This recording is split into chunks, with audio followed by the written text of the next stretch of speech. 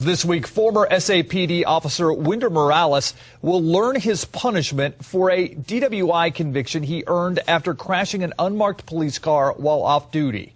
The November 2009 crash wasn't the first that Morales had behind the wheel of an SAPD vehicle. In 2006, he was responding to an assault call when he crashed into a young man who later died from his injuries. Tonight, Team's Tim Gerber talks to that victim's mother about her never-ending pain and a long search for justice. He was T-boned in the door. I was involved in an accident over here on the utility on Somerset. He hit him so hard that it broke the axle and took the whole front wheel off of a Ford F-150 pickup. Cindy Merrill believes her son Rodney had no warning. There were no lights, no sirens. Accident reports state Morales activated his lights and siren and slowed as he approached a red light, but his car showed he was doing 73 miles per hour, and witnesses never saw his emergency lights or heard a siren. An internal review found Morales failed to follow rules for responding to emergency calls. The Chief's Accident Review Board recommended an indefinite suspension. Morales appealed and got a 10-day suspension. That's all they thought my son's life was worth, 10 days. The very laws that he was entrusted to uphold, they allowed him to break those laws and have no consequences.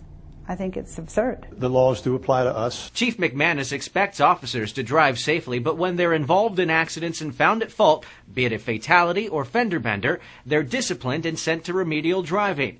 Accidents happen, but McManus says efforts to reduce speeding have resulted in fewer accidents. The goal is safety. If you are not on a code call, then you shouldn't be speeding. Cindy Merrill hopes officers keep safety in mind, but thinks tougher penalties are needed. I still think it's really sad that he was in more trouble over a misdemeanor DWI than killing my son.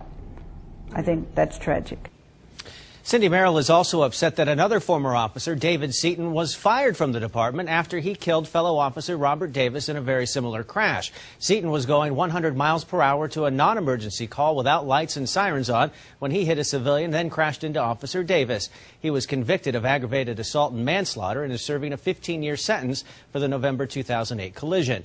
Morales, meanwhile, is facing a maximum sentence of 2 years probation and 6 months in jail for his DWI conviction.